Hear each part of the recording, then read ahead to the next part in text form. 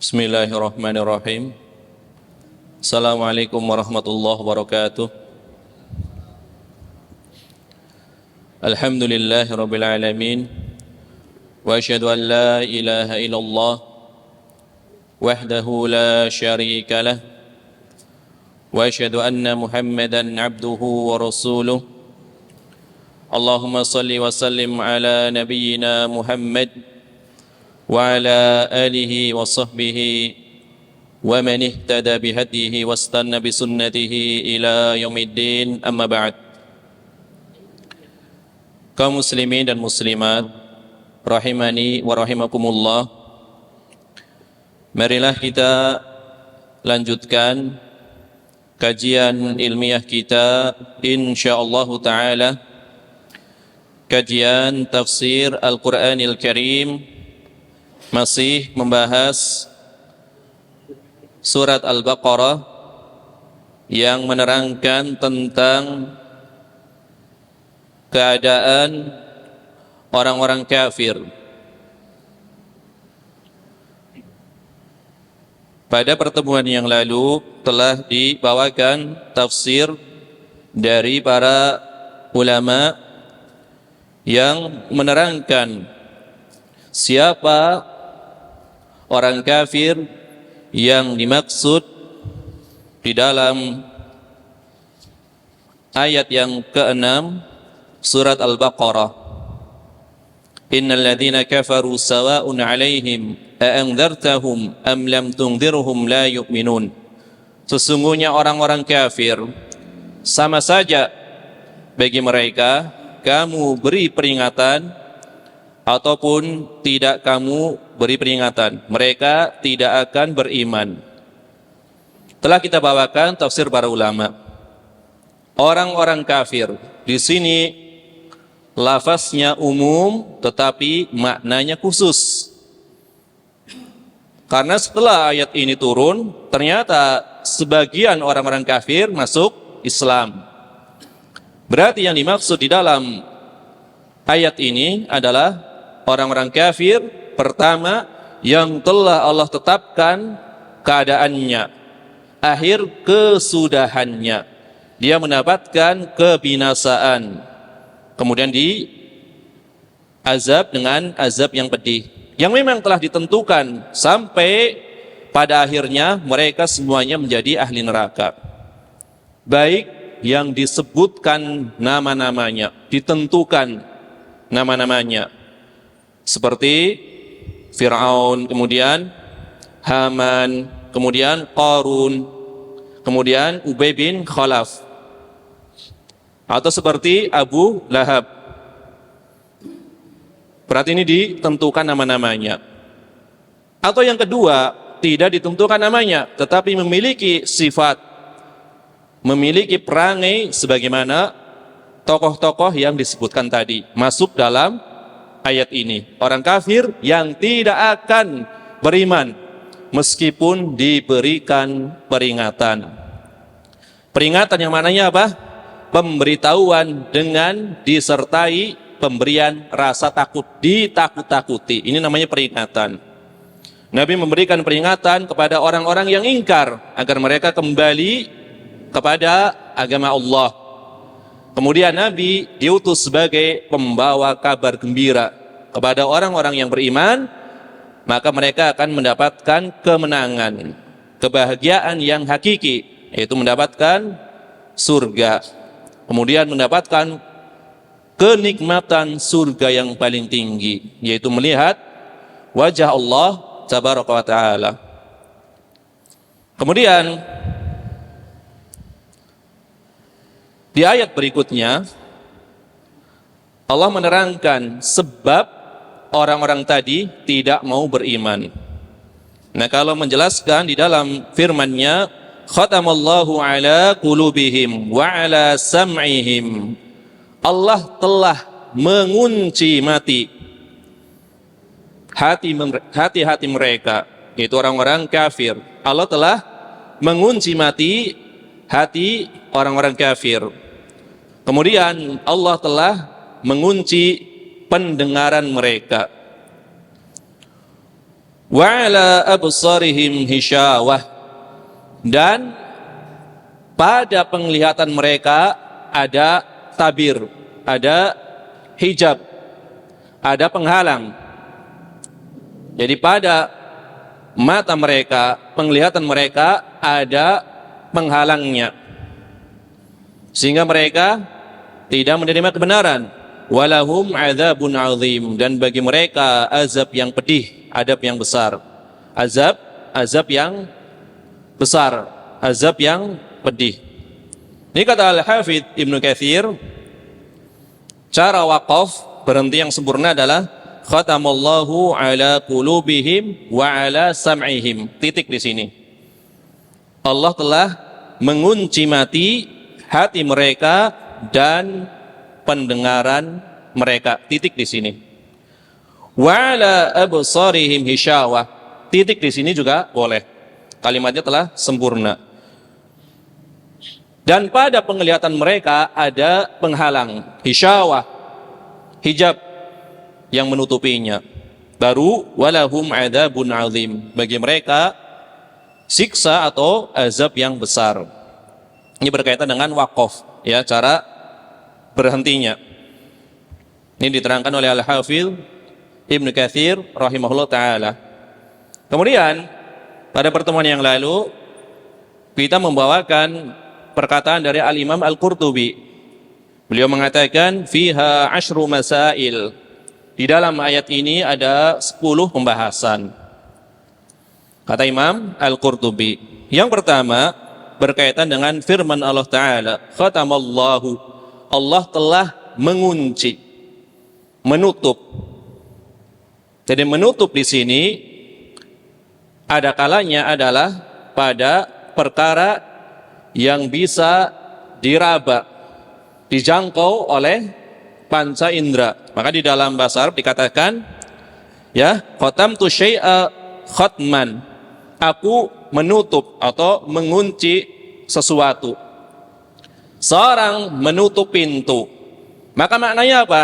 Yang di luar tidak bisa masuk ke dalam, yang di dalam tidak bisa keluar karena dikunci, ditutup pintunya. Atau ada ungkapan, ya, biasanya penulis kitab dikatakan khatamal kitaba wal baba, penulis telah menutup kitabnya atau menutup bab pembahasan di dalam kitabnya. Ketika telah khatam, telah ditutup, maka tidak ada perkara lain yang masuk ke dalam kitab atau bab tersebut.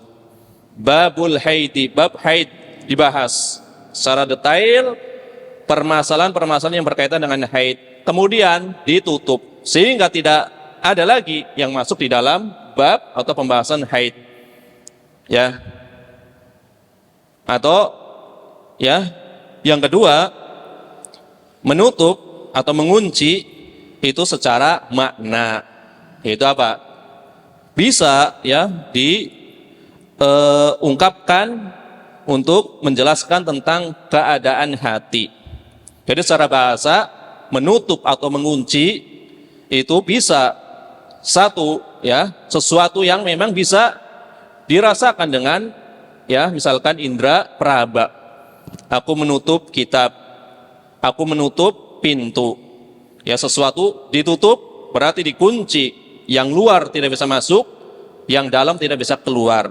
Ini keadaan orang-orang kafir seperti itu, telah dikunci.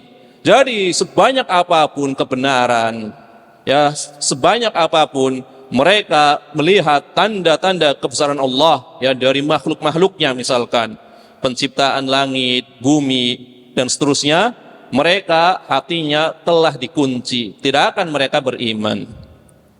Ya, sehingga para ahli ilmu ma'ani yang menjelaskan tentang makna-makna, mereka mengatakan Allah Subhanahu wa taala mensifati hati orang-orang kafir dengan 10 sifat. Ini disebutkan di dalam Al-Qur'an. Ya. Telah kita bawakan pula, ya, disifati sebagai hati yang ingkar, mengingkari kebenaran. Disifati sebagai al-hamiyah, hati yang sombong. Ya. yang merasa bangga. Disifati sebagai al-insiraf, hati yang berpaling dari kebenaran. Kemudian disifati sebagai al-qasawah, hati yang keras, membatu, ya, hatinya keras. Kemudian disifati dengan al-maut, hati yang mati. Disifati pula dengan ar-rain, hati yang telah ditutup dengan perbuatan yang mereka lakukan. Mereka melakukan suatu perbuatan sehingga hatinya tertutup, ar-rain. Ya, sebagaimana firman Allah Ta'ala, kalla bal rana ala qulubihim ma kanu yaksibun. Sekali-kali tidak. Bahkan mereka melakukan suatu perbuatan yang menyebabkan hati mereka terkunci. Ya, ar-rain. Kemudian disifati dengan al-marad, hati yang sakit. Fi qulubihim maradun, di dalam hati mereka ada penyakit. Kemudian disifati dengan sifat ad-dhiq, kesempitan, ya. Kemudian disifati dengan at-tab'u, yang tertutup pula. Kemudian disifati dengan apa yang akan kita bahas, al-khatmu, ditutup dan dikunci, ya. Berarti kalau dikatakan tadi al-khatmu, dikunci, itu ada kalanya pada perkara yang bisa diraba, berarti bisa dirasakan dengan panca indera, maka ada kalanya secara makna, sebagaimana ayat yang kita bawakan, khatamallahu ala qulubihim, Allah telah mengunci mati hati mereka, orang-orang kafir. Apa yang dimaksud dengan telah mengunci hati mereka? Hati mereka telah dikunci, ditutup rapat. Maknanya apa? Berarti ini secara makna. Maka diterangkan oleh Imam Al-Qurtubi, maknanya adalah adamul wa'yi 'anil haq subhanahu mafhuma mukhatabatihi wal fikri fi ayatihi. Mereka tidak mengindahkan kebenaran. Mereka tidak memikirkan ayat-ayat Allah. Jadi hatinya tidak mampu, ya, mencerna kebenaran, tidak mengindahkan peringatan, tidak memikirkan ayat-ayatnya. Ini kalau ditutup hatinya. Adapun apabila dikatakan ditutup pendengarannya, wa ala sam'ihim, maka dikatakan adamu fahmihim lil Qur'ani idza tuliya alaihim au du'u ila wahdaniyatihi. Mereka tidak bisa memahami ayat-ayat Al-Quran yang dibacakan kepada mereka. Ayat-ayat Al-Quran dibacakan, berarti apa? Berarti didengar. Tetapi mereka tidak mau memahaminya, meskipun mendengarnya. Atau disebut kepada wahdaniyatihi, keesaan Allah Tabaraka wa ta'ala. Maka dikatakan, wa idza tutla alaihim, apabila dibacakan kepada mereka. Ini ada dua keadaan. Kalau orang beriman, dibacakan ayat kepada mereka apa? Kharru sujada wa bukiya. Mereka akan menyungkur dalam rangka sujud, kemudian mereka menangis. Ya, ini kalau orang-orang yang beriman, dibacakan ayatnya, mereka bersujud, kemudian mereka menangis. Adapun kalau orang-orang kufar, ketika dibacakan ayat kepada mereka, mereka mengatakan ini adalah dongeng, ya. Qalu asatirul awwalin, ini dongeng orang-orang terdahulu, kata mereka. Mereka mendengar tentunya, bukannya takut, menyungkur sujud, kemudian menangis, malah mengatakan ini dongeng, ya. Asatirul awwalin, ini dongeng orang-orang terdahulu, dikatakan sebagai dongeng. Sehingga mereka tidak menerima kebenaran. Tapi suatu ketika Nabi SAW pernah membacakan surat An-Najm dari awal sampai akhir. Di situ tentunya orang-orang beriman dari kalangan para sahabat memperhatikan dengan seksama. Di antara yang lainnya adalah orang-orang kafir yang belum beriman. Tetapi ayat-ayat ini penuh dengan keagungan yang tidak mungkin, ya, ayat-ayat ini ditentang oleh fitrah mereka. Fitrahnya kita katakan, bukan kesombongannya. Fitrah mereka menerima ayat-ayat ini. Maka begitu dibacakan sampai akhir ayat yang berisi ayat sajadah, seluruhnya mereka bersujud secara otomatis. Spontan mereka semuanya bersujud. Ya, mendengarkan surat An-Najm yang dibacakan oleh Nabi sallallahu alaihi wasallam. Berarti apa? Fitrahnya menerima, ya. Fitrahnya menerima, hanya karena kesombongannya, karena tadi disifati sebagai hati yang hamiyah, yang merasa sombong, sehingga mereka tentu akan mengingkari dengan lisannya. Hati mereka menerima, ya. Hati mereka menerima.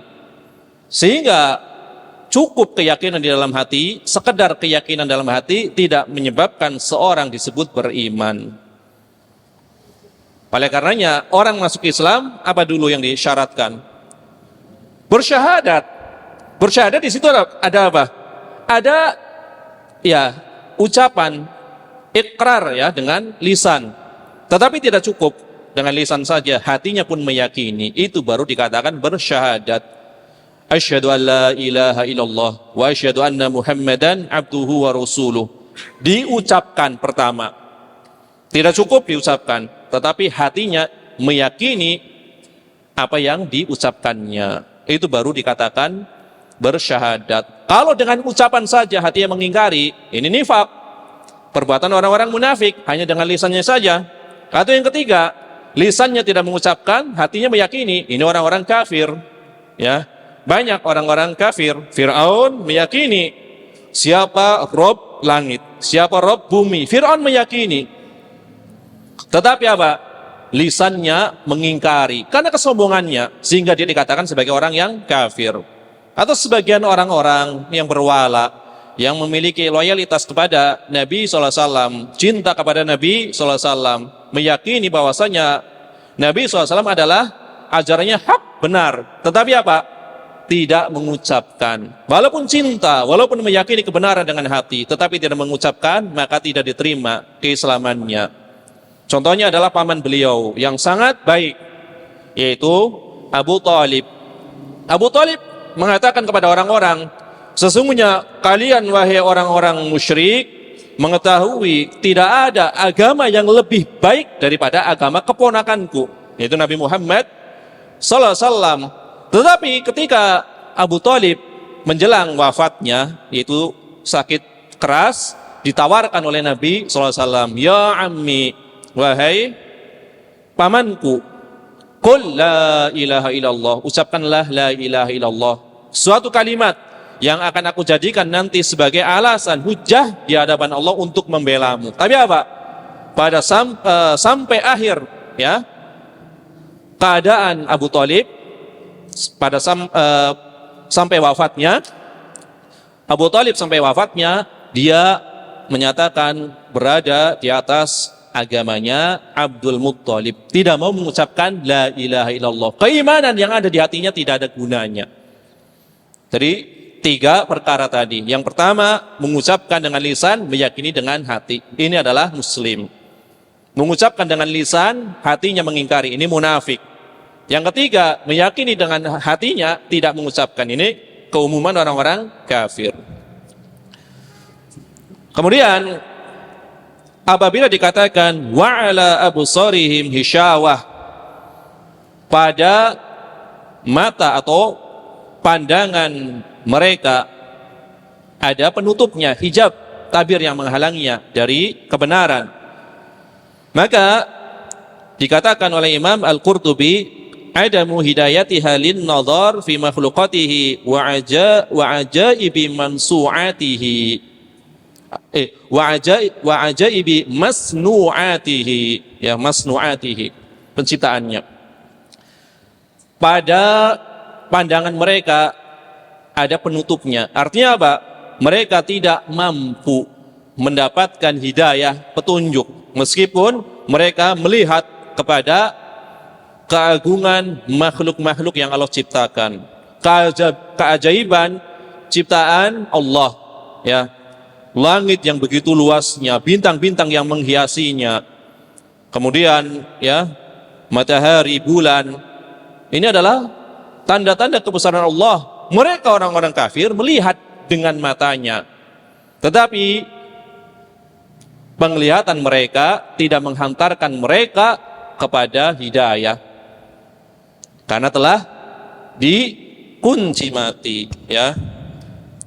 Ini adalah diantara makna dari ayat ini yang dinukil dari sahabat yang mulia Ibnu Abbas radhiyallahu anhuma dan Ibnu Mas'ud radhiyallahu anhu serta para tabi'in diantaranya Qatadah dan lain-lain.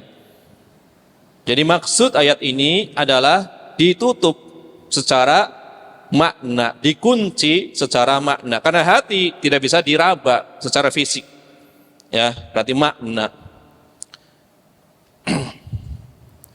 Kemudian ini tadi adalah permasalahan yang kedua, ya, kata Imam Al-Qurtubi. Adapun permasalahan ketiga, kata Imam Al-Qurtubi, di dalam ayat ini terdapat dalil yang sangat jelas. Adallu dalilin wa aldahu sabilin. Dalil yang sangat tegas dan yang sangat jelas. Bahwasannya Allah Subhanahu wa taala dialah yang menciptakan petunjuk dan menciptakan kesesatan. Dialah yang menciptakan kekufuran dan keimanan. Fa'tabiru ayyuhas sami'un, maka fikirkanlah wahai orang-orang yang mendengar, nih kata Imam Al-Qurtubi. Jadi ini perbuatan Allah, ya. Allah menciptakan perbuatan hambanya. Allah pula yang menciptakan petunjuk. Allah pula yang menciptakan kesesatan.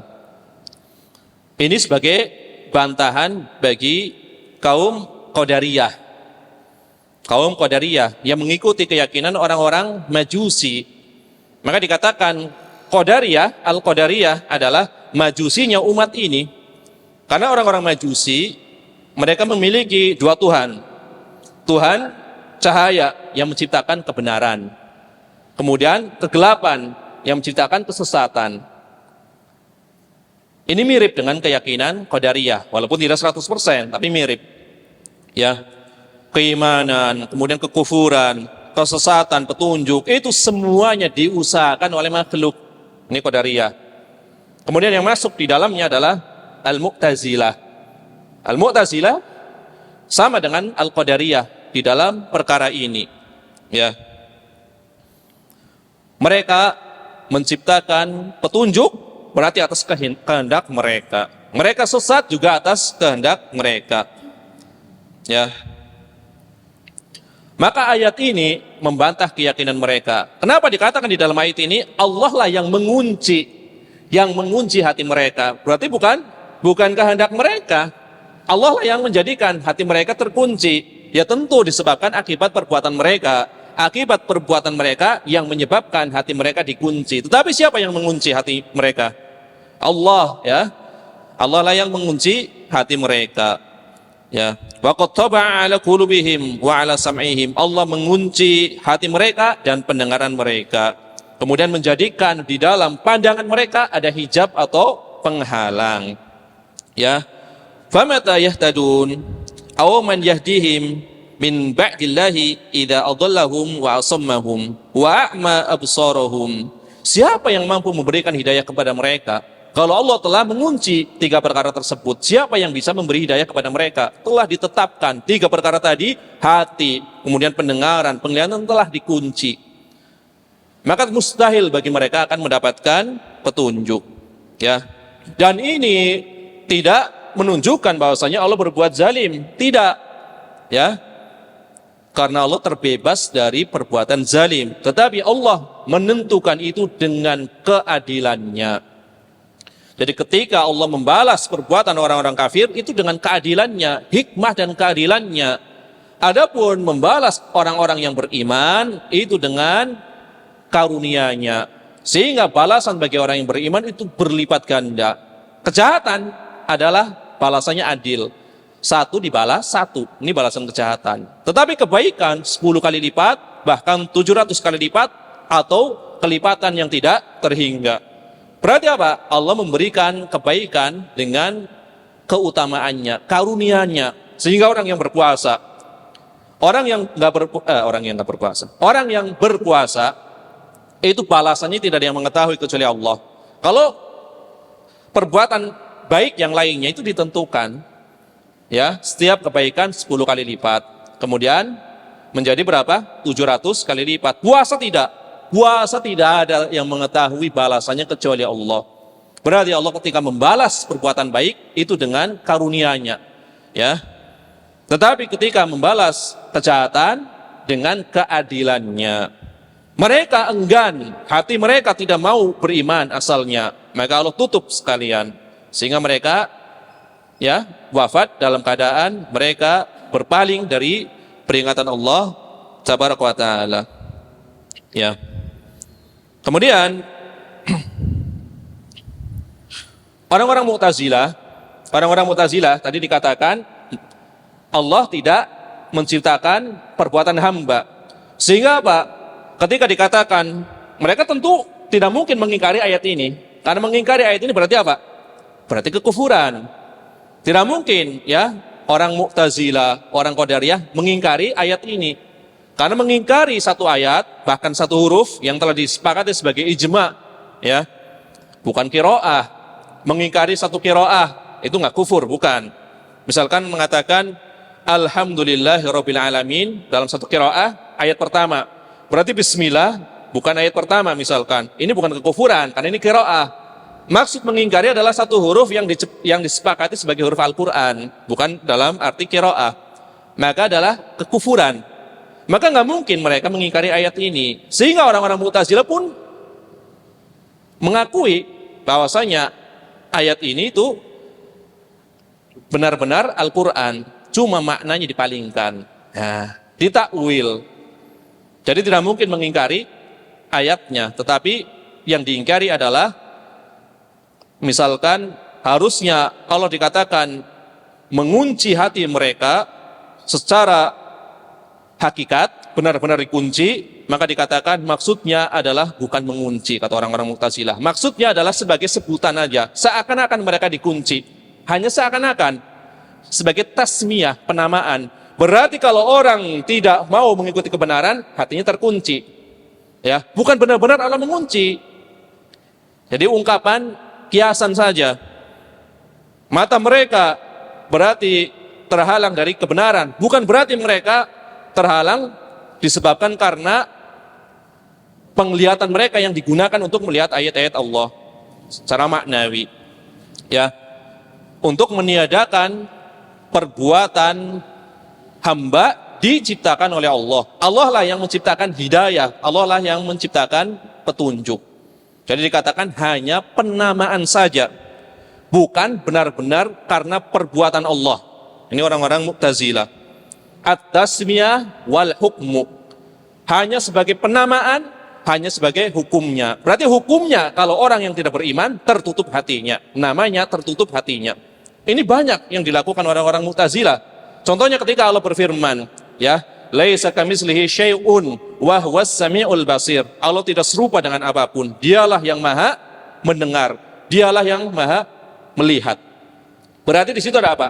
As-Sami, nama Allah mendengar. Al-Basir, nama Allah melihat. Kata Mu'tazilah, Allah memiliki nama tanpa sifat. Jadi penamaan saja. As-Sami itu nama Allah, tetapi Allah tidak mempunyai sifat pendengaran. Kalau dikatakan Allah memiliki sifat pendengaran seperti makhluk, nih kata Mu'tazilah. Padahal telah didahului ayatnya, Allah tidak serupa dengan makhluk. Berarti apa? Pendengaran Allah tidak sama dengan pendengaran makhluk. Mata Allah tidak sama dengan mata makhluk. Cukup dikatakan tidak sama, beres. Tapi mereka mengingkari. Sehingga nama ditetapkan oleh Mu'tazilah. Karena nama-nama tersebut ada di dalam Al-Quran dan Sunnah. Tetapi sifatnya ditiadakan. Hanya nama tanpa sifat. Berarti Allah Maha mendengar tanpa pendengaran. Allah Maha melihat tanpa penglihatan. Itu Mu'tazilah. Ya. Kayak tadi berarti maksud Allah mengunci hati mereka. Maksudnya ada sifat saja. Sifat mereka dan nama mereka saja, ya, bukan hakikatnya benar-benar dikunci hatinya. Jadi dipalingkan dengan makna yang sebenarnya. Dan ini dibela habis-habisan. Pendapat ini dibela habis-habisan oleh salah seorang pakar tafsir dari kalangan Mu'tazilah, Al-Imam Az-Zamakhsyari Al-Mu'tazili, ya, dia bangga dengan kemu'tazilahannya, kan gitu. Di dalam tafsir beliau Al-Kasyaf, Maka dibantah oleh Imam Al-Qurtubi. Ahlussunnah wal Jamaah, Al-Imam Al-Qurtubi, kemudian sebelumnya Al-Imam Ibnu Jarir At-Tabari, kemudian setelahnya lagi Al-Hafidh Ibnu Katsir, itu menyatakan makna al-khatmu wat tab'u, mengunci atau menutup benar-benar adalah suatu perbuatan, bukan hanya kiasan, bukan hanya penamaan. Ya. Makanya para ulama, ya, mereka membantah keyakinan mereka, di antara Imam Al-Qurtubi. Kemudian di antara dalil yang menunjukkan hal tersebut, bahwasannya dikuncinya hati mereka, ditutupnya hati mereka itu disebabkan perbuatan mereka sebagai balasan atas kekufuran mereka. Balasan, maka Allah berfirman, bal taba'allahu 'alaiha bikufrihim, bahkan Allah lah yang menutup, ya, yang menutup orang-orang kafir dari kebenaran, bikufrihim, disebabkan kekufuran mereka. Berarti ada perbuatan, mereka kufur, maka Allah tutup sekalian. Nah, dan umat itu, para ulama telah bersepakat bahwasanya at-tab'u wal khatmu, ditutup atau dikunci, itu tidak disandarkan kepada para nabi dan rasul alaihi wassalatu wassalam.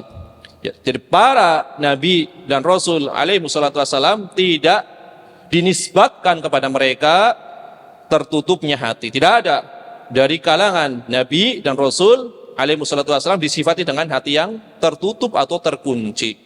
Demikian pula malaikat-malaikatnya yang mulia. Ya.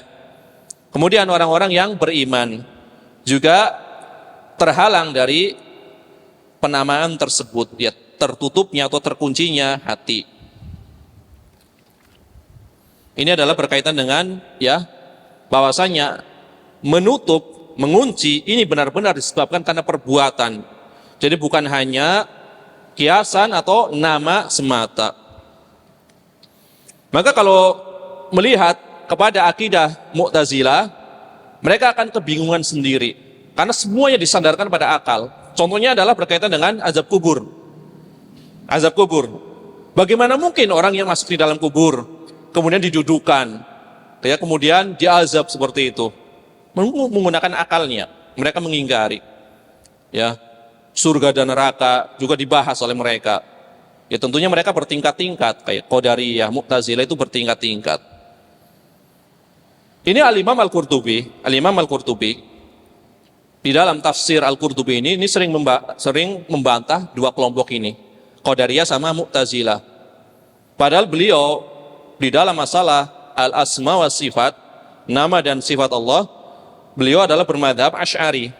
Ya, Imam Al-Qurtubi bermadhab Asy'ari di dalam masalah asma wa sifat, karena beliau kalangan mutakhirin, ya. Tetapi untuk usul akidah yang lainnya, beliau adalah berjalan bersama para ulama Ahlussunnah wal Jamaah. Masalah iman, ya, beliau berjalan di atas akidah Ahlussunnah wal Jamaah. Hanya dalam beberapa perkara, di antara perkara nama dan sifat Allah, beliau mengikuti akidah Asy'ariyah yang mentakwil sifat-sifat Allah. Karena beliau hidup, ya, di zaman tersebarnya, ya, keyakinan Asy'ariyah. Guru-guru beliau adalah rata-rata Asy'ariyah. Kemudian ada beberapa pendapat-pendapat beliau yang dikatakan syadz oleh para ulama tentunya. Di antaranya adalah keyakinan di antara nabi ada yang wanita. Ya. Menurut Imam Al-Qurtubi, Maryam adalah nabi karena Maryam mendapatkan wahyu. Dan ini diikuti pula oleh ulama, atau bukan diikuti, didahului oleh ulama sebelumnya. Al-Imam Ibnu Hazm Al-Zahiri, Imam Ibnu Hazm Al-Andalusi Al-Zahiri juga berpendapat sebagaimana pendapat Imam Al-Qurtubi. Ya, di antara nabi ada yang wanita. Tapi kata para ulama, ini memang pendapat beliau, tetapi pendapat yang syadz kata para ulama. Karena para ulama, jumhur ulama mengatakan yang namanya nabi dan rasul adalah laki-laki. Ya, laki-laki yang mendapatkan wahyu. Kemudian khilafnya, apakah Nabi diperintahkan untuk berdakwah atau tidak? Ini ada sedikit khilaf. Tapi tidak ada khilaf kalau mereka adalah semuanya laki-laki. Ini adalah masalah yang ketiga. Adapun masalah yang keempat, firman Allah Ta'ala, ala qulubihim, ditutup hati-hati mereka. Ya, Allah menutup hati-hati mereka. Berarti apa? Di dalam ayat ini terdapat dalil tentang keutamaan hati atas seluruh anggota badan yang lainnya, ya. Menunjukkan perkara yang paling mulia yang ada di dalam tubuh manusia atau jasad manusia adalah hati, ya. Karena hati adalah tempat seseorang untuk memikirkan, untuk mengamati, ya, untuk memikirkan tanda-tanda kekuasaan Allah. Berarti hati adalah di antara anggota tubuh manusia yang paling mulia. Sehingga banyak para salaf menyebutkan bahwasannya hati itu ibaratnya raja. Hati itu ibaratnya raja. Ini banyak dinukil ya dari para sahabat. Di antaranya Abu Hurairah radhiyallahu anhu. Ini mengatakan hati itu seperti raja. Berarti raja itu dialah yang pada akhirnya memutuskan suatu perkara. Keputusan berada di tangan raja, kan gitu kalau di dalam suatu pemerintahan. Tetapi raja tersebut bisa dipengaruhi oleh bawahan-bawahannya. Makanya kalau dikatakan hati itu adalah raja, berarti bawahannya adalah anggota badan manusia yang lainnya. Tangan, mata, telinga. Apabila tangan digunakan untuk perkara-perkara yang baik, telinga digunakan untuk mendengar perkara-perkara yang baik, kemudian mata digunakan untuk melihat perkara-perkara yang baik, kemudian mulut digunakan untuk mengucapkan perkara-perkara yang baik, maka akan mempengaruhi hatinya sehingga keputusannya tepat di atas kebenaran, ya. Walaupun pada akhirnya hati itu yang memutuskan, tapi tetap dipengaruhi, ya. Raja punya kekuasaan untuk menentukan ini keputusannya A, tetapi para menterinya, bawahannya itu bisa memberi saran, ya, bisa memberi saran kepada raja tersebut, ya, sehingga keputusannya tepat. Betapa banyak, ya, kita melihat di dalam sejarah seorang raja yang tadinya baik kemudian menjadi buruk disebabkan karena bisikan dari para penasehatnya, ya, bisikan dari para penasehatnya. Ini sangat banyak contohnya. Contohnya siapa? Yang jelas sekali. Contohnya adalah anak dari khalifah yang mulia Harun ar-Rasyid, yaitu Al-Ma'mun. Khalifah Al-Ma'mun sangat baik itu keadaannya Al-Ma'mun. Ketika menuntut ilmu, adabnya luar biasa. Beliau sangat cinta ilmu, cinta Islam, ingin agar Islam itu berkembang, ingin agar dunia semuanya di bawah kekuasaan Islam. Begitu cintanya terhadap Islam. Khalifah Al-Ma'mun baik berarti keadaannya. Ayahnya jelas khalifah yang mulia Harun ar-Rasyid, cinta kepada ulama Ahlus Sunnah, cinta kepada hadis, cinta kepada ulama-ulama yang menegakkan akidah, di antara Imam Ahmad bin Hanbal dan kawan-kawannya. Keadaannya bagus. Tetapi suatu ketika beliau, ya, membaca kitab-kitab dari karangan orang-orang Yunani, kitab-kitab filsafat. Ini satu. Kemudian sebagian orang-orang yang terpengaruh Mu'tazilah mendekati beliau. Ya. Di antaranya adalah Ahmad bin Abi Du'ad, ya, Ahmad bin Abi Du'ad, seorang qadhi Mu'tazilah, mendekati Al-Ma'mun, diajarkan akidah Mu'tazilah. Sehingga, ya, ajaran resmi yang boleh diajarkan ketika itu hanyalah ajaran Mu'tazilah. Sehingga ulama-ulama yang berbeda dengan Mu'tazilah itu pertama ditangkap untuk diuji. Kalau mereka setuju dengan Mu'tazilah, dengan ucapannya mengakui kebenaran Mu'tazilah, maka mereka bebas. Kalau tidak menyetujui maka dihukum. Sampai pada zaman Imam Ahmad bin Hambal. Memang Imam Ahmad bin Hambal itu kan hidup bersama 6 khalifah. Intinya Imam Ahmad bin Hambal itu menyelisih akidah Mu'tazilah, akhirnya dihukum. Ini contoh yang nyata. Bagaimana ya para penasehat, para pembisik bisa merubah keadaan seorang yang tadinya di atas fitrah, tadinya di atas akidah yang hak, menjadi berubah. Bukan karena benci kepada kebenaran, bukan. Beliau cinta kepada kebenaran, tapi salah gurunya. Dibisiki oleh Mu'tazilah hingga bertahun-tahun sampai Imam Ahmad bin Hambal yang mencapai usia yang sepuh, akidah Mu'tazilah berlaku di pemerintahan ketika itu. Luar biasa, bertahun-tahun. Ya. Maka hati adalah raja. Hati dimiliki oleh manusia juga makhluk yang lainnya. Sesuatu yang paling mulia, yang paling murni dari manusia adalah hatinya, karena hati digunakan untuk apa? Sebagai tempat berpikir, ya. Kemudian di dalam sebuah riwayat Imam Ibnu Majah, ya, Imam Al-Qurtubi mengatakan riwayat ini adalah riwayat Imam Ibnu Majah, berasal dari atau bersumber dari sahabat yang mulia Abu Musa Al-Asy'ari. Abu Musa Al-Asy'ari dari Nabi SAW bahwasanya beliau bersabda, "Mathalul qalbi mathalu rishatin tuqallibuha ar-riyahu bifalatin." Ya. Permisalan hati adalah sebagaimana bulu, ya, bulu yang diterbangkan ke sana kemari oleh angin di padang pasir. Jadi hati itu keadaannya adalah berbolak-balik, ya, suka berbolak-balik, sebagaimana keadaan bulu yang diterbangkan ke sana kemari oleh angin di padang pasir. Ini adalah riwayat dari Ibnu Majah. Tapi para ulama mengatakan ada kelemahan di dalam sanadnya, ya.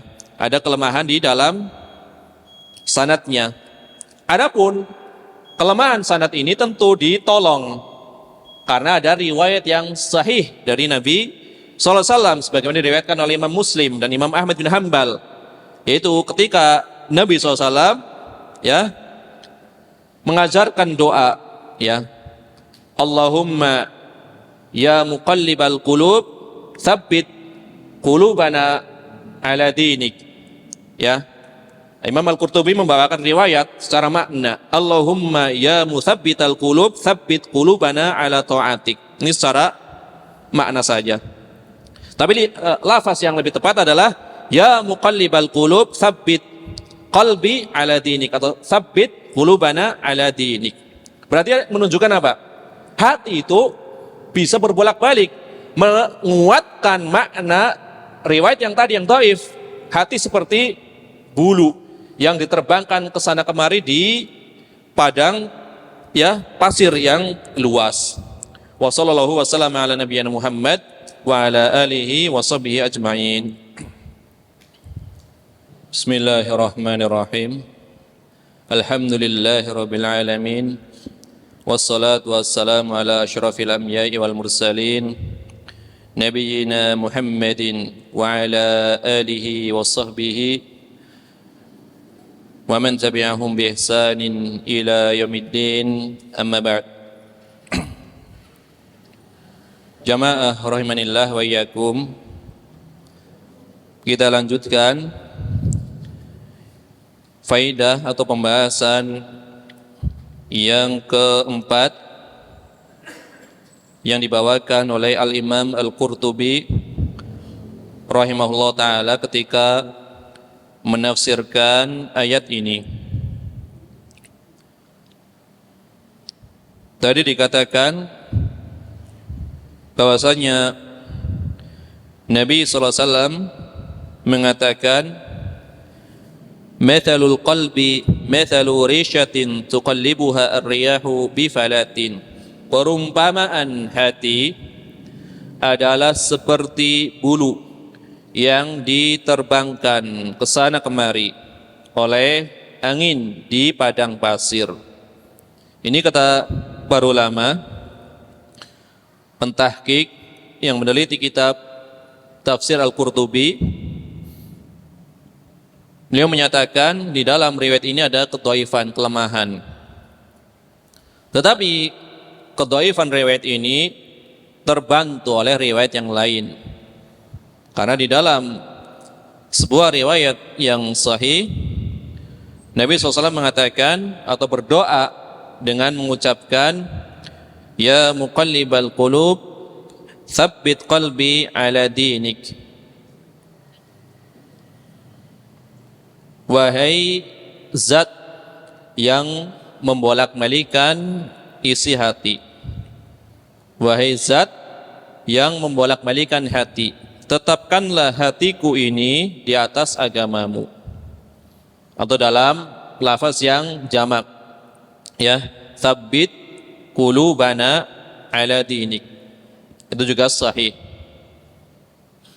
Kemudian setelah membawakan riwayat tadi, riwayat perumpamaan hati, Imam Al-Qurtubi juga meriwayatkan hadis sebagaimana doa Nabi SAW, tetapi secara makna, ya, secara makna. Allahumma ya muthabbital qulub, tsabbit qulubana ala ta'atik. Wahai Allah, wahai Tuhan yang menetapkan hati, tetapkanlah hati kami di atas ketaatan kepadamu. Ini juga lafaznya secara makna. Dan banyak lain, ya Pak, atau banyak hadis yang lain, ya, riwayat yang lain yang dibawakan oleh Al-Imam Al-Qurtubi di dalam tafsir ini. Banyak yang hanya meriwayatkan dengan maknanya saja. Barangkali beliau menulis riwayat tersebut atau membawakan riwayat tersebut dengan hafalannya, barangkali. Wallahu a'lam. Ya, jadi kalau dirujuk, dikembalikan kepada kitab-kitab induk, ada beberapa riwayat yang berbeda lafaznya. Padahal riwayat-riwayat tersebut masyhur, terkenal di kalangan para ulama. Atau misalkan ketika beliau membawakan sebuah riwayat yang sahih di antara dua kitab paling sahih, riwayat Imam Al-Bukhari dan Muslim, rata-rata beliau hanya membawakan yang ada di dalam riwayat Muslim, ya. Padahal di dalam riwayat Al-Bukhari tentu ada. Ini juga disebabkan karena beberapa kemungkinan. Kemungkinan pertama, ya, beliau hanya menghafalkan Sahih Muslim. Atau yang kedua, memang di antara kebiasaan orang-orang Andalus, orang-orang Spanyol, mereka lebih mendahulukan Sahih Muslim daripada Sahih Al-Bukhari.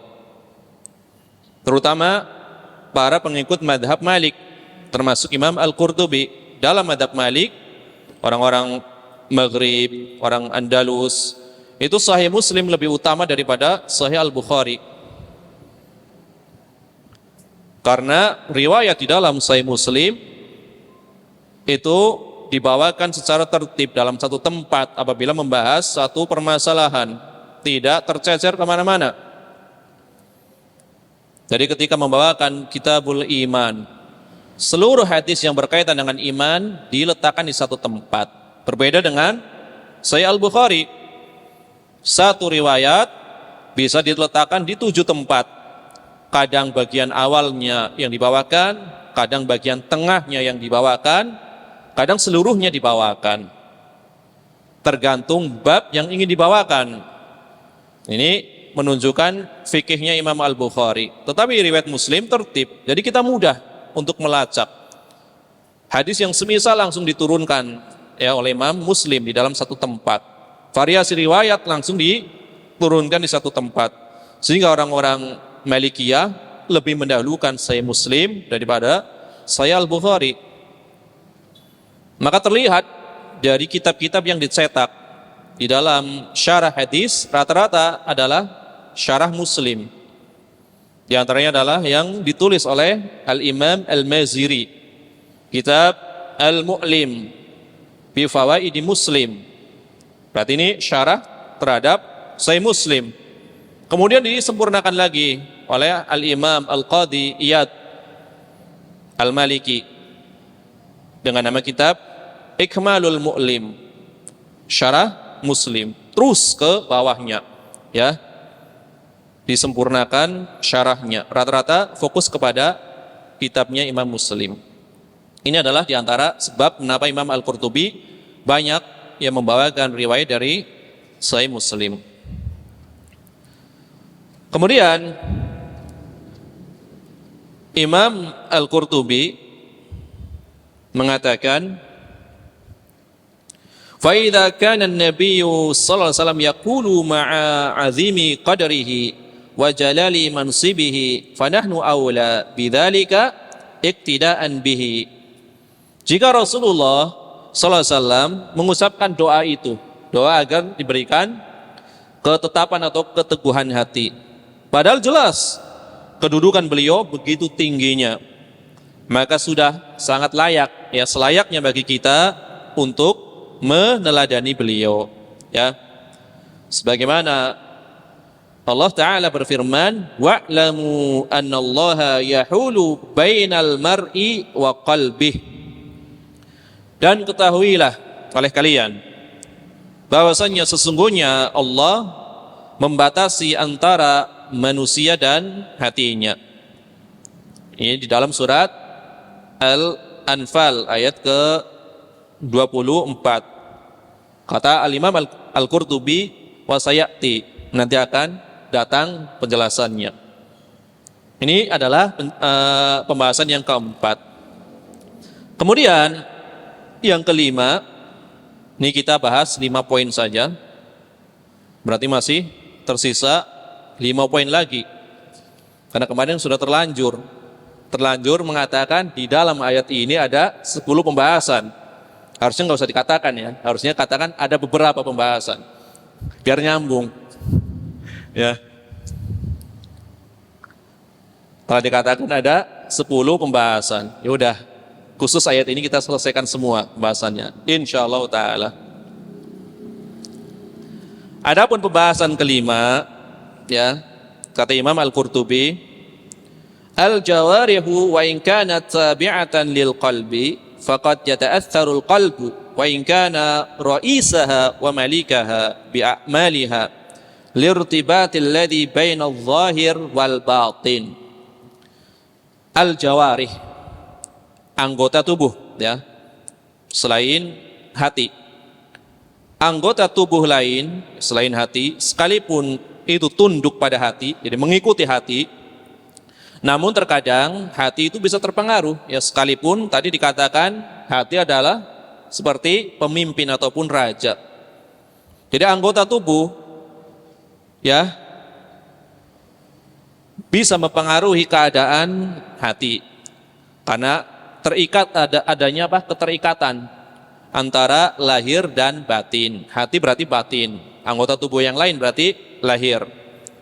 Maka Rasulullah SAW pernah bersabda, ya, ini lagi-lagi juga Imam Al-Qurtubi membawakan secara makna. Maknanya memang benar, cuma lafaznya bukan seperti ini sebenarnya. Kita bawakan, ya, dalam rangka amanah ilmiah, apa adanya yang dibawakan oleh Imam Al-Qurtubi.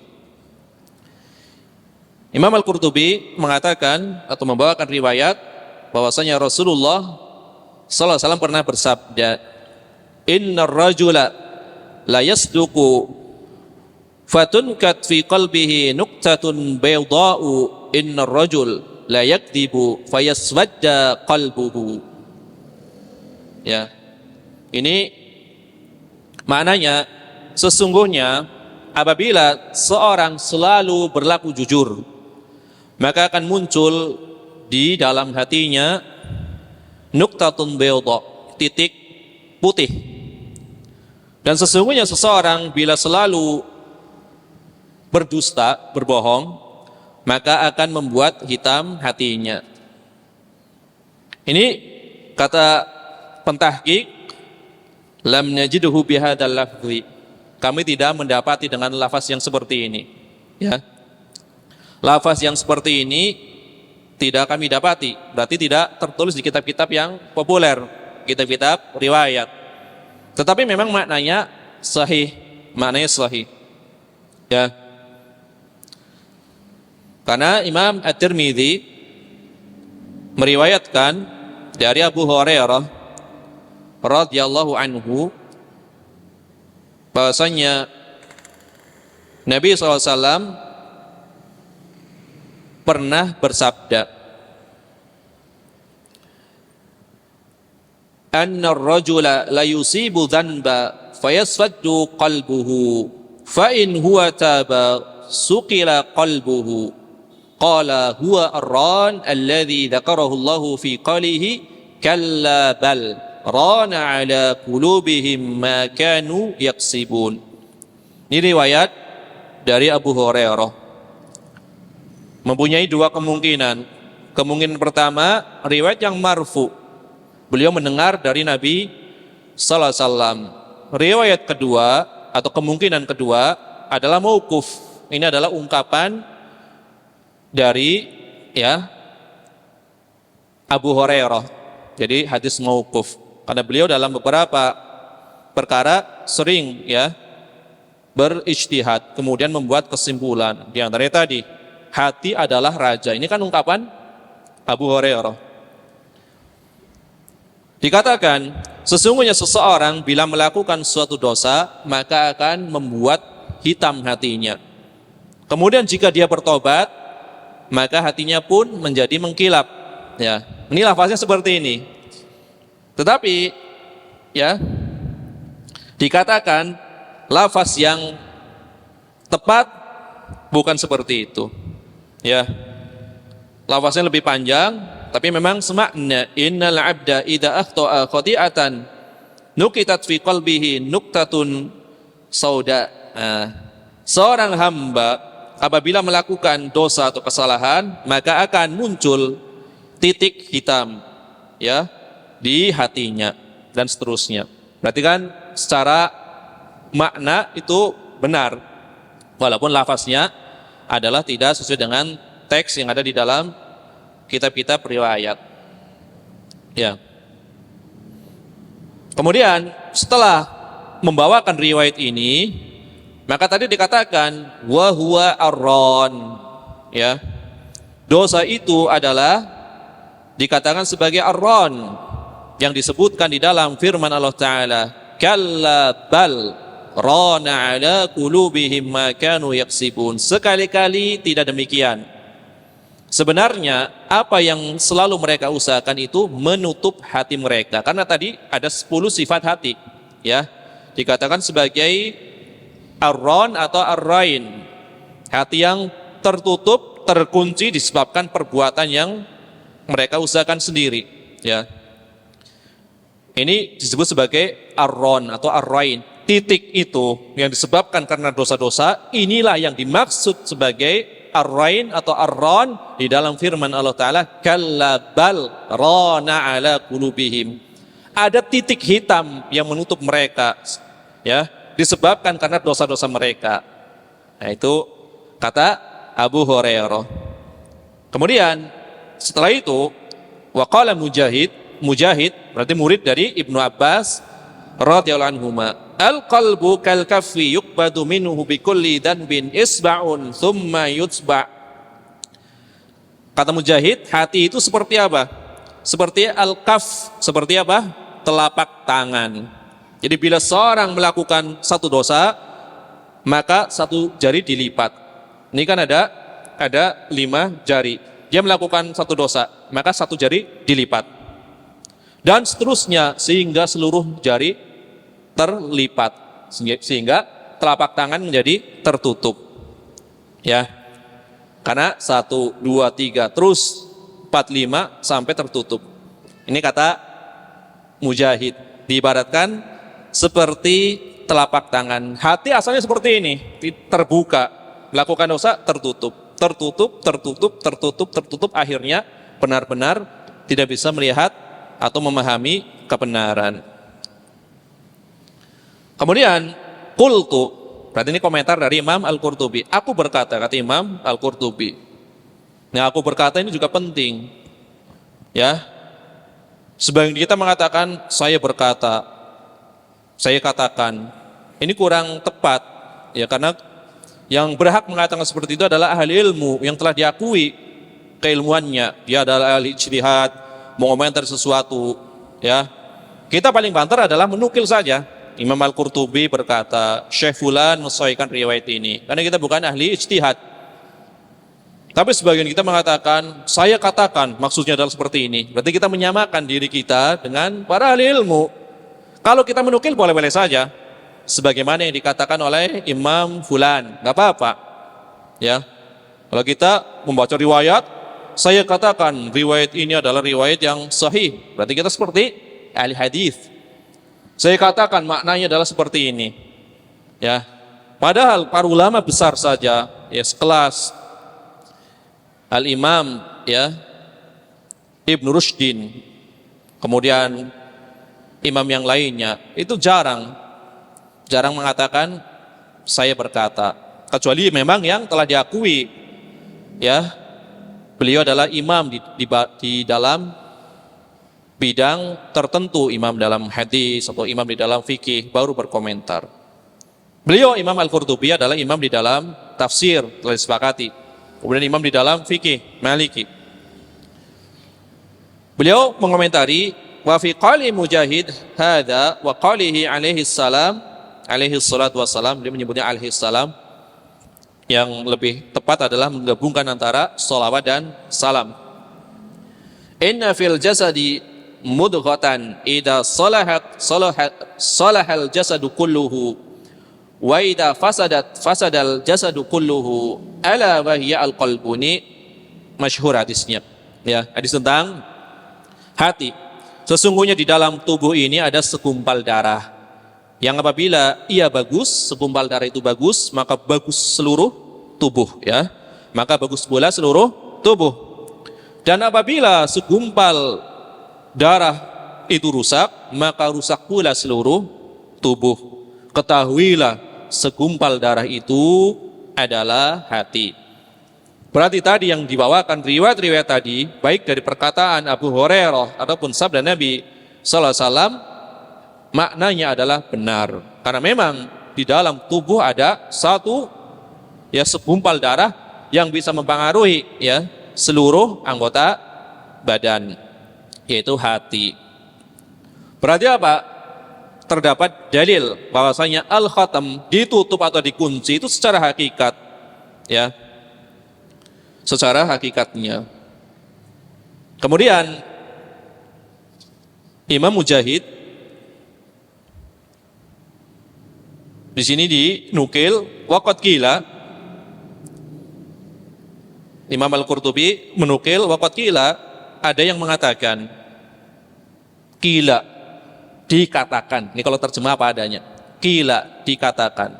Di dalam nukilan riwayat kalau dikatakan qila, menunjukkan indikasi kelemahan. Dikatakan seperti ini.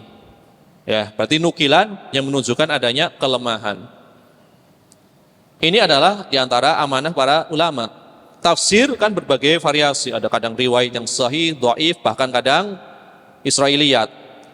Kalau riwayatnya nukilannya kurang kuat, maka ungkapannya adalah dengan ungkapan yang tidak menunjukkan jazm, tapi tamrid artinya menunjukkan adanya kelemahan. Kila, ada yang mengatakan innal qalba yushbihu as-sanawbirah.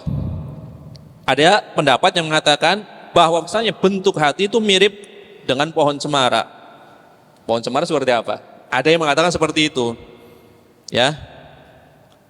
Wa huwa ya'dudu qaula Mujahid wallahu a'lam. Ini menguatkan perkataan Mujahid wallahu a'lam. Jadi bentuk hati itu seperti pohon cemara, katanya seperti itu. Benarnya Allah a'lam, ya. Dari sisi apanya wallahu a'lam. Tapi ada nukilan seperti itu dibawakan oleh Imam Al-Qurtubi. Berarti menguatkan pendapat Mujahid. Kemudian ya satu lagi riwayat. Jam berapa ini? Kayaknya panjang nih hadisnya. Bagus nih maknanya. Riwayat dari Hudzaifah Ibnul Yaman. Agak panjang riwayatnya. Imam Muslim, lagi-lagi Imam Muslim nih riwayatnya. Ya.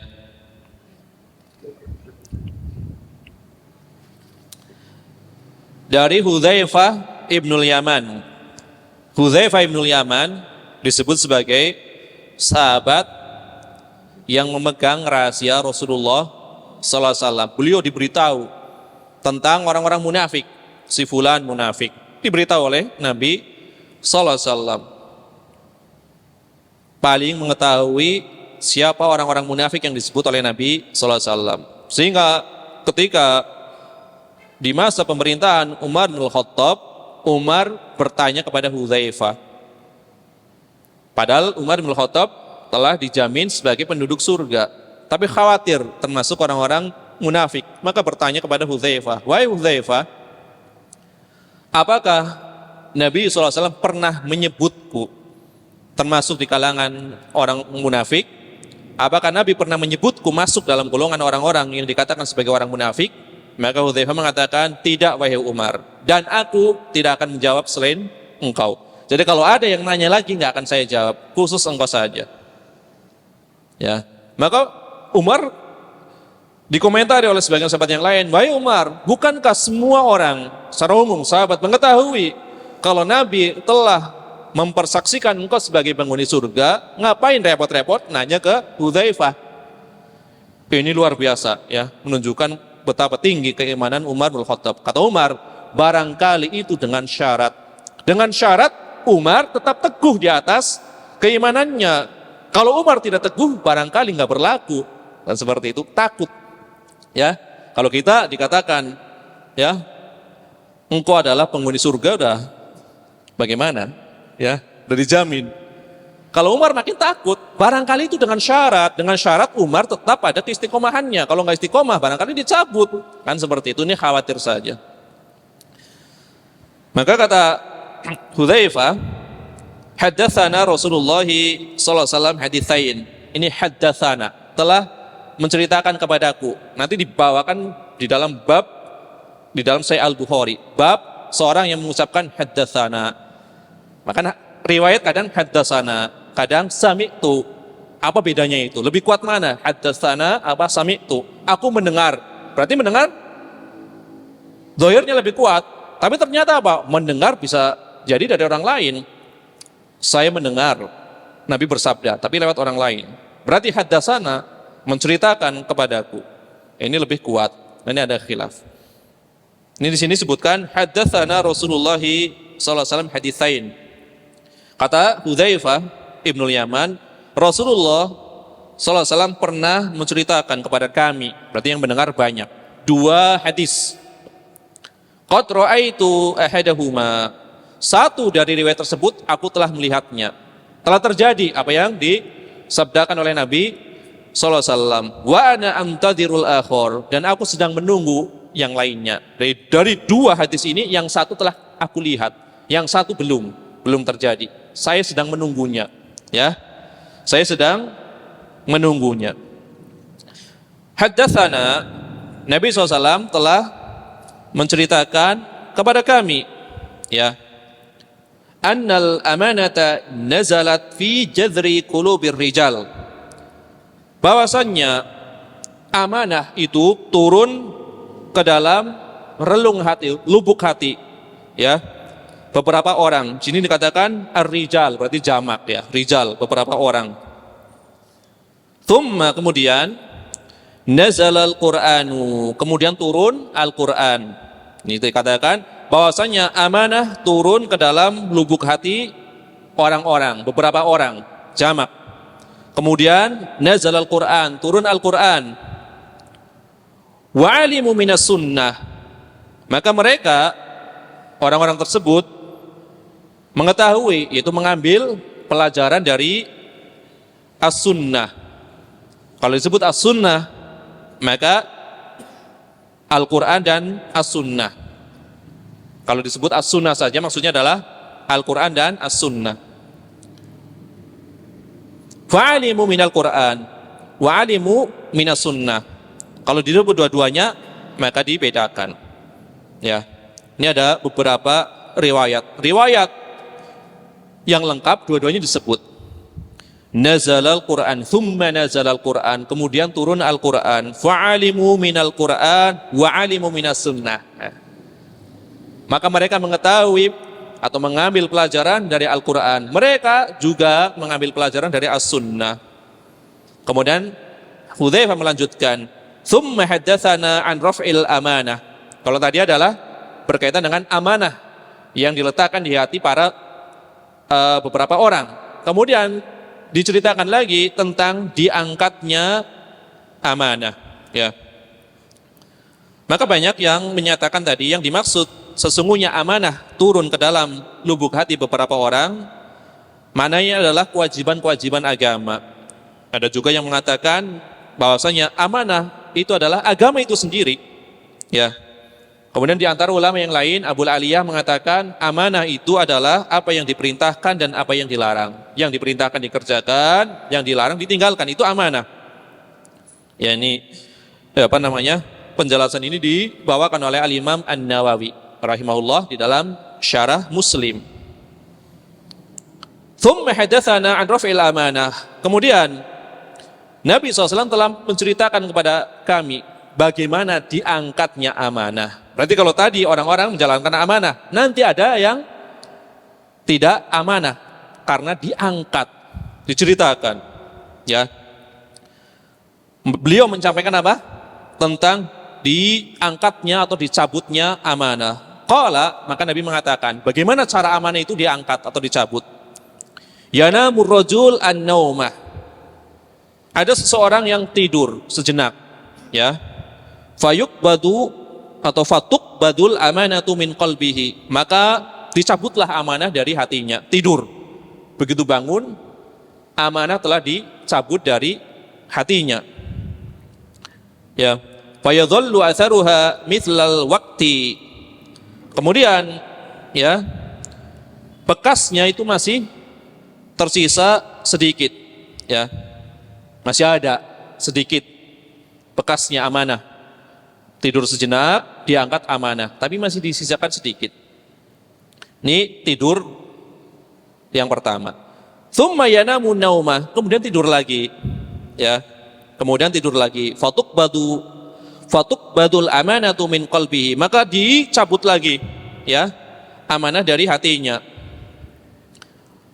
Fayadhallu atharuha mithlal majli, maka tersisalah dari amanah itu seperti apa ya, al-majli dikatakan sesuatu yang berada di antara kulit dan daging, ya. Kajamri dahrajtahu ala rijlik, ya. Atau dalam riwayat lain Nabi mengatakan seperti bara api. Jamrin, seperti bara api yang dipermainkan dengan kaki. Fanafito, lalu padam. Dahrojat, ya, artinya menggelindingkan. Dahrajtahu, digelindingkan. Bara api digelindingkan atau dimainkan di dalam atau di atas kaki, kemudian padam, ya. Fataruhu muntabiran wa laysa fihi syai'un thumma akhadahu hasatan fadahrajaha ala rijlihi. Kemudian tadi, ya, suatu yang seperti bara api yang dipermainkan dengan kaki yang padam, maka kamu lihat percikan bara api itu terbang dan hilang tanpa bekas. Kemudian Nabi mencontohkan, ya, Nabi mengambil apa? Hasad, yaitu kerikil, batu kecil. Lalu beliau, ya, mainkan dengan kakinya, digelindingkan di kaki beliau, ya. Fayusbihun nasu yatabaya'una la yakadu ahadun yuaddi al-amanata hatta yuqal inna fi bani fulan rajulan aminan. Kemudian orang-orang pun pada pagi harinya mereka bertransaksi jual beli, ya. Bertransaksi jual beli. Namun hampir-hampir tidak ada seorang pun yang menunaikan amanah hingga dikatakan di Bani Fulan, sesungguhnya di Bani Fulan ada seorang yang amanah, ya. Ada seorang yang amanah.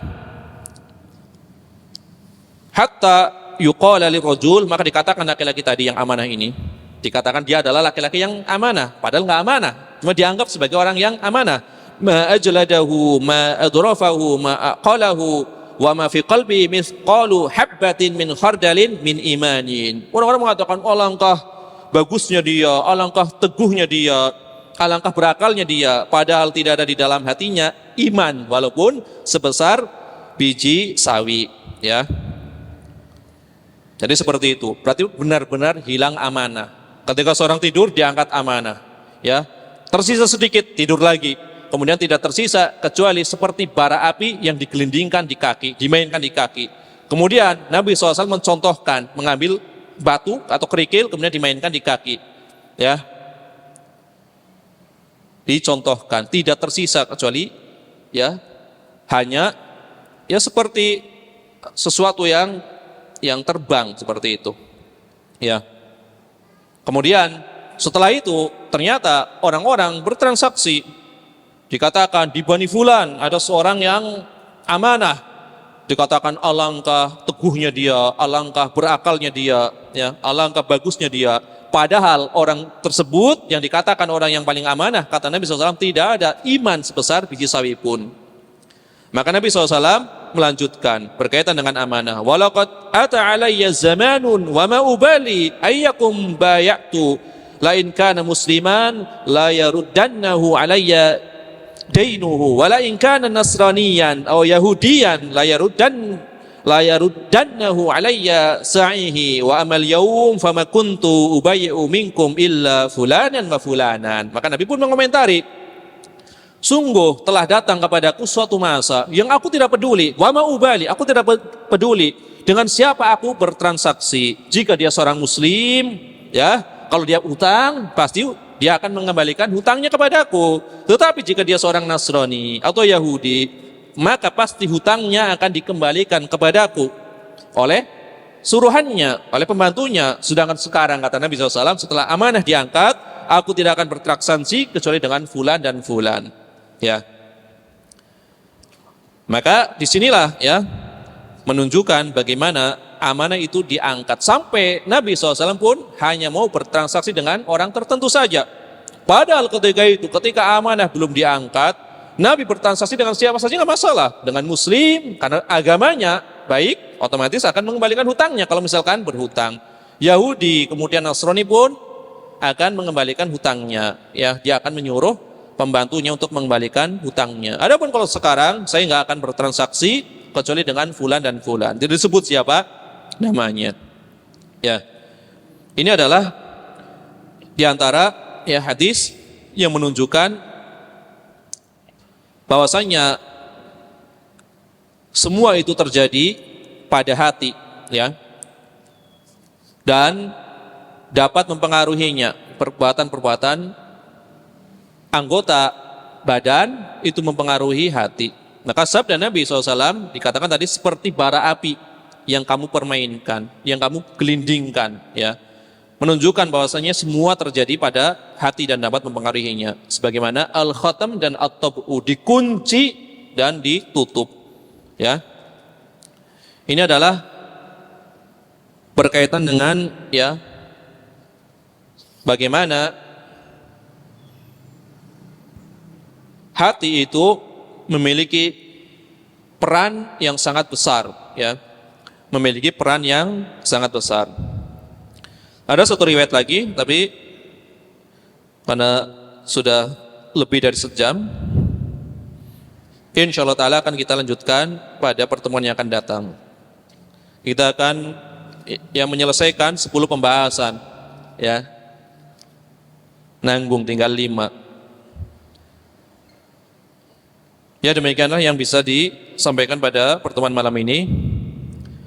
Mudah-mudahan Allah Subhanahu wa taala memberikan taufiknya kepada kita semua. Subhanakallahumma bihamdika asyhadu an la ilaha illa anta astaghfiruka wa atubu ilaik. Wa sallallahu wasallam ala nabiyyina Muhammad wa ala alihi wa sahbihi ajmain wa akhiru da'wana anil hamdulillahi rabbil alamin. Wassalamualaikum warahmatullahi wabarakatuh.